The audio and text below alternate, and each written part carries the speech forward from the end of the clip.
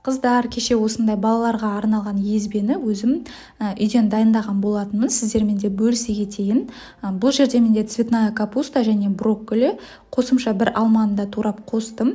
Енді жұмсарғанша 8-10 минуттың көлемінде осылай қайнатып пісіріп аламыз, немесе мантываркаға де салып пісіріп алсаңыздар болады. Піскеннен кейін бөлек бір ыдысқа сүзіп аламыз. Негізі балаға алғашқы прикормды осындай көкөністерден бастаған дұрыс, өйткені көкөністердің құрамында витамин өте көп.